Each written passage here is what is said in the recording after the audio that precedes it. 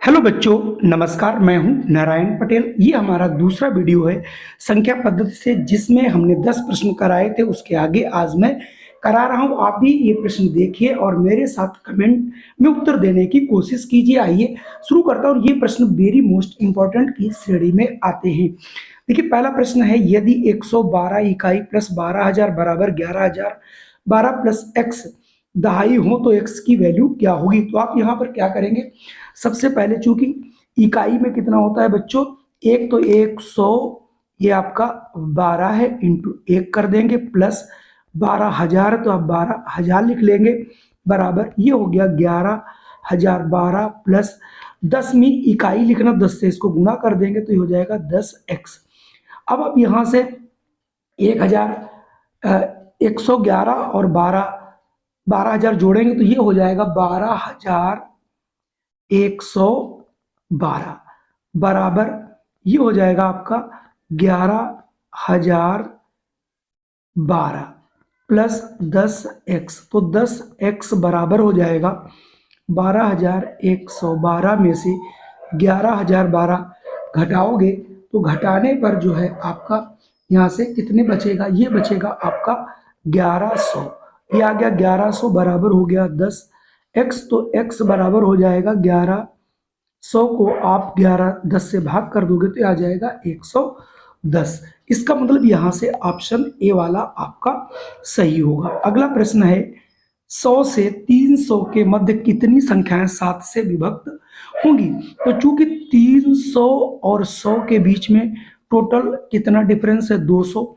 अगर हम 200 को 7 से डिवाइड कर देंगे तो पता चल जाएगा इसके बीच यानी जो 200 संख्याएं हैं उनको 7 के गुणक में कितनी होंगी। तो 7 दूनी 14 हो जाएगा, 6 बचेगा और आप 7 8 56। इसका मतलब 28 संख्याएं ऐसी होंगी जो 7 की गुणक होंगी। तो ये ऑप्शन यहाँ से बी वाला सही हो जाएगा। अगला प्रश्न आपके लिए है कि यदि n एक ऋणात्मक संख्या यानी n जो है वो माइनस में हो तो निम्नलिखित में से किसका मान न्यूनतम होगा। तो चूंकि ऋणात्मक है तो जो भी वैल्यू आएगी वो ऋणात्मक होगी, तभी उसका मान न्यूनतम होगा। 0 ये तो अभी नहीं होगा, माइनस n है ये भी नहीं होगा, और 2 इंटू माइनस n करोगे माइनस का 2n होगा, और किसी भी माइनस संख्या का अगर हम स्क्वायर करते हैं तो वो n स्क्वायर हो जाता है, पॉजिटिव आ जाता है। तो ये भी नहीं हो सकता, ये भी नहीं, ये भी नहीं। इसका मतलब माइनस जो 2n होगा ये माइनस संख्या में सबसे जो है न्यूनतम संख्या को व्यक्त करेगा। अगला प्रश्न है, संख्या आपका 56,431 में 6 के स्थानीय मान और 4 के अंकित मान का अंतर क्या होगा। अब यहाँ पर जो 6 है वो 1000 पे है तो ये इसकी वैल्यू हो गई 6,000, और 4 का अंकित मान 4 ही होगा, 4 ही लिख लेंगे, दोनों का अंतर कर देंगे। जैसे ही अंतर करेंगे ये आपका आ जाएगा 5,996, यानी यहाँ से 14 का ऑप्शन सी वाला बिल्कुल सही हो जाएगा। अब देखिए यहाँ पर आपको रोमन नंबर दिए गए हैं और इन रोमन नंबरों को देख करके क्रम से लगाना है। तो यहाँ पर आरोही क्रम लगाना है। आरोही मतलब सबसे पहले कम लिखना होगा, और सबसे कम आपका कौन सा है। तो यहाँ पर देखिए सबसे कम जो नंबर आएगा वो कौन सा होगा।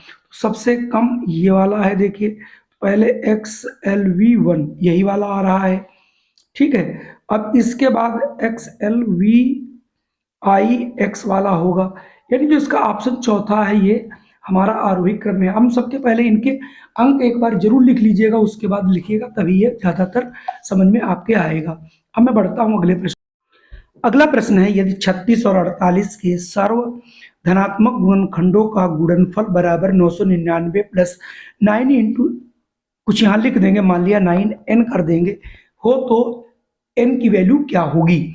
तो यहाँ पर देखिए 36 और 48, यानी ऐसे 36 और 48 में कौन कौन संख्याएं जो काटती हैं। देखिए 1 से 36 भी कटेगा और आपका 48 भी कटेगा, तो 1 हो गया गुणनखंड।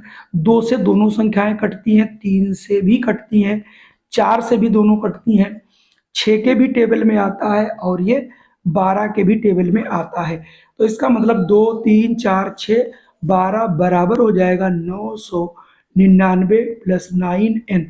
अब आप इनको गुणा करोगे, 2 3 6 चौक 24, 24 छक्का और इंटू 12, जब आप इसकी गुणा कर लोगे तो ये आ जाएगा 1728 बराबर 999 प्लस 9x। अब 1728 में से 999 आप घटाओगे बराबर 9x के, जब घटाओगे तो आ जाएगा 729 आ जाएगा बराबर 9x।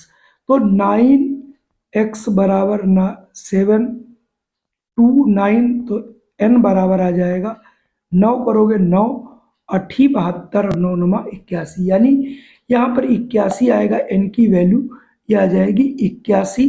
यहाँ से ऑप्शन ए वाला सही होगा।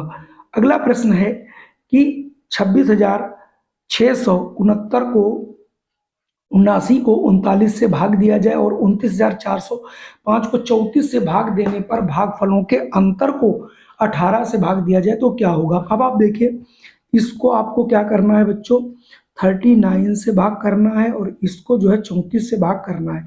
जब इन दोनों का भाग करोगे तो भाग करने पर पहले में इसका जो शेषफल आएगा, शेषफल वो आएगा बच्चों 3। आप ऐसा करके जरूर देखिएगा, यहाँ पर शेषफल आएगा 29। अब कह रहा दोनों का अंतर, तो 29 में से हम 3 घटा देंगे तो ये बच जाएगा बच्चों 26, और जो अंतर आएगा उसको 18 से करना है भाग, तो 18 1 कम 18 घटा दोगे तो ये बचेगा 8। इसका मतलब उसका अंतर आ जाएगा 8। कुल मिला के यहाँ से आंसर आप 8 निकाल लेंगे। अगला प्रश्न है, निम्नलिखित में से कौन सा सही नहीं है। 1 सेंटीमीटर 1 मीटर का शतांश है, सही बात है। 1 मीटर जो होता है उसको अगर हम सेंटीमीटर को मीटर में बदलेंगे तो 1/100 यानी शतांश होता है। 1 मिलीमीटर में 1 लीटर का शतांश नहीं होता, ये हजारवां भाग होता है। चूंकि 1 लीटर बराबर होता है 1000 मिलीलीटर, इसका मतलब यहाँ से जो दूसरा वाला वाक्यांश लिखा ये गलत है, तो यहाँ से ऑप्शन बी वाला हमारा सही हो जाएगा। अगला प्रश्न है, निम्नलिखित में से कौन सी संख्या 25 से विभक्त है। 25 से विभक्त होने के लिए आपका इकाई और दहाई, यानी ये पूरा जो 25 से डिविजिबल होना चाहिए, तो यहाँ 55 है, ये तो नहीं होगा। 85 ये भी नहीं, 90 ये भी नहीं, 50 जो है 25 से डिविजिबल है, इसका मतलब डी वाला ऑप्शन 25 से डिविजिबल होगा। चलिए मैं बढ़ता हैं अगले प्रश्न पर। अगला प्रश्न है, संख्याओं 12 14 16 18 में से कौन सी संख्या उस संख्या का भाज्य होगी जिनके भाज्य 16 और 7 हो। तो ऐसी कौन, देखिए 12 के कोई भी गुणनखंड ऐसे नहीं है जो 7 को काटे। हाँ 16 को जरूर काट देगा 2। 14 में देखिए, 14 में हो जाएगा 2 और 7, तो 2 भी इसको काटेगा और 7 इसको काट लेगा। तो इसका ये मतलब हुआ कि 14 एक ऐसी संख्या है जो 16 और 7 का भी भाज्य होगी। तो यहाँ से ऑप्शन जो है बी वाला हो जाएगा। अगर मैं अगले प्रश्नों की बात करूं, निम्नांकित संख्याओं में से किन संख्याओं का क्रम सही है। चूंकि माइनस संख्या जितनी बड़ी होती है उसकी वैल्यू उतनी ही कम होती है। यहाँ पर आपको संख्याओं को देखिए कैसे लिखा गया है, यहाँ पर आपको बढ़ते हुए क्रम में लिखा गया है। तो 0 से बड़ा तो हो नहीं सकता, पहले ही गलत हो गया है। और 0 से 500 ये भी गलत है, ये भी गलत नहीं, ये हाँ ये भी गलत है। हाँ 500 से बड़ा 100 है, -100 है, 100 से बड़ा 0 से बड़ा 100 है। तो यहाँ से ऑप्शन डी वाला आपका सही हो जाए, क्योंकि ये हमारा बढ़ता हुआ क्रम बिल्कुल सही है। अगला प्रश्न है, 49,532 का सन्निकट हजारवां मान। अब आप यहाँ पर देखेंगे 4 9 5 3 2 में हजारवां ये वाला है। तो इसके पहले का देखेंगे, यहाँ 5 है, ये 5 या 5 से अधिक होती है तो ये वाली संख्या इसमें एक जुड़ जाती है, तो 9 और 1 हो जाएगा 10, 4 और 1 5, यानी 50 और आगे की संख्या सभी 0 हो जाती हैं। तो 49,532 का सन्निकट मान हो जाएगा 50,000, जो कि ऑप्शन बी में है। तो यानी ऑप्शन बी यहाँ से हम लोग चूज कर लेंगे। अगला प्रश्न 23 है, 6735*1 में स्टार का अल्पतम मान ज्ञात करिए जिससे 9 से संख्या पूर्णतः विभक्त हो। 9 से संख्या विभक्त होने के लिए सभी को पता है कि उनके अंकों का योग 9 से विभक्त होना चाहिए। तो हम यहाँ पर क्या करेंगे, सबसे पहले जो 6 लिखा है 6 लिख लेंगे।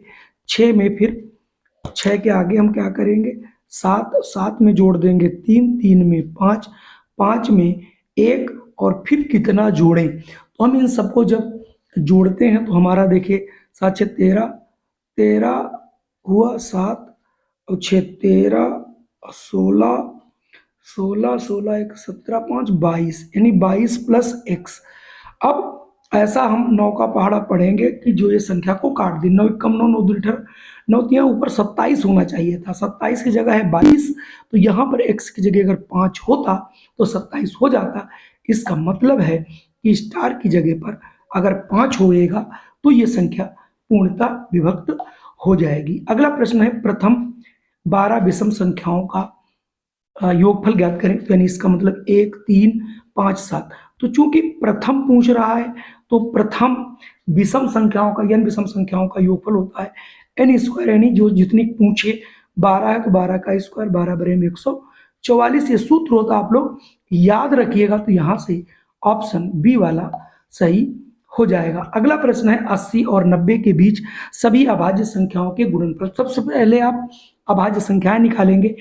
अभाज्य संख्या वो संख्या होती है जो केवल एक और स्वयं से विभक्त होती है। तो यहाँ पर देखिए 83 एक बनेगी विभक्त अभाज्य संख्या, दूसरी जो है 84 होगी, नहीं 85 नहीं 86 नहीं 87 भी नहीं 88 नहीं 89, ये हो जाएगी। अब इन दोनों को गुणा करोगे तो 9 तिया 27, यानी 5 अंक तक आ सकता है। ये तो हो नहीं सकता, ये हो नहीं सकता, ये दोनों, ये तो 4 ही अंक बचे, ये 4 ही अंक है। यहाँ पर तो बहुत ज्यादा आ गया, इसका मतलब ये 4 या 5 अंक की गुणा आती। तो यहाँ पर 83 इंटू 89 करोगे और जब आप इसकी गुणा करोगे तो यही आ पाएगी, क्योंकि इतना बड़ा गुणा होना संभव नहीं, क्योंकि यहाँ पर 4 अंक हैं तो 4 या 5 अंक की आ सकती, जो कि यहाँ पर 6 अंक आ रहे हैं, जो कि सर्वदा गलत है। अगला प्रश्न है उन सभी अभाज्य संख्याओं जो 17 से बड़ी नहीं है का योगफल ज्ञात करना है। तो देखिए अभाज्य संख्या कितनी है 17 तक, यानी 2 2 के बाद 3 3 के बाद 5 5 के बाद 7 है अभाज्य, फिर 11 है, फिर 13 होगी, 13 के बाद 17, इन सबको जोड़ लोगे, जैसे जोड़ोगे इसका योग आ जाएगा 58। इसका मतलब यहाँ से 58 ऑप्शन बी वाला हो जाएगा। अगला प्रश्न यहाँ से है किसी संख्या को आधा करने पर उसकी 100 से कमी उतनी है जितनी उस संख्या का 100 से अधिक का आधा है, वह संख्या क्या है। मान लेते हैं वो संख्या x है, ठीक है, तो वो 100 से आधा x बटे 2 कर दीजिए, फिर 100 कम है तो 100 कम कर दीजिए और आधे से बराबर उसका दुगुना 2 कर दीजिए। इसको आप हल कर दोगे तो आ जाएगा 200 माइनस ये x बराबर x प्लस 100, ठीक है, माइनस, सॉरी ये माइनस था, माइनस 100, तो 100 इधर आ जाएगा, हो जाएगा 300 बराबर 2x, तो x बराबर हो जाएगा 300 बटे 2, यानी काटोगे 150। इसका मतलब यहाँ से वो संख्या 150। थोड़ा आप लोगों के लिए कठिन हो सकता है। अगला है निम्नलिखित में से कौन सी संख्या 1 से 17 के बीच के सभी अभाज्य संख्याओं से विभक्त होती है। तो बीच की संख्या हमारी देखिए कौन होगी, 2 होगा, 3 होगा, 5 होगा, 7 होगा। देखिए 2 से हमारी अगर हम संख्या देखें तो पूछ क्या रहा है, कौन सी संख्या इतने सभी से विभक्त होती है। तो ये देखिए 2 से विभक्त नहीं होगी तो ये तो बेकार ही हो गया। और ये देखिए हमारी अगली वाली संख्या, ये देखिए 3 के पहाड़े में नहीं आएगी, 4 4 8 दूनी 16।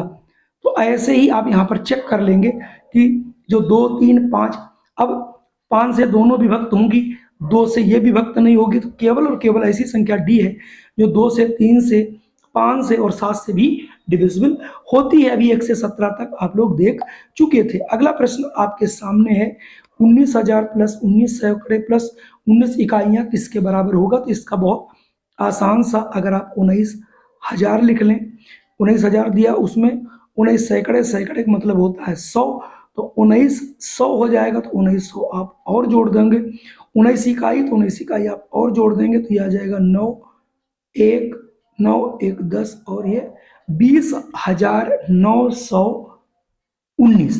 तो कुल मिला के आज की हमारी प्रश्न थे जिन्हें हम यहीं पर समाप्त करते हैं। आगे इसके कोई भी प्रश्न नहीं है। अगर ये वीडियो पसंद आया तो उस पर आप लाइक कर दीजिएगा, अपने इष्ट मित्रों को शेयर भी कीजिएगा। अगर चैनल पे पहली बार तो इसे सब्सक्राइब अवश्य कर लीजिएगा। जय हिंद, वंदे मातरम।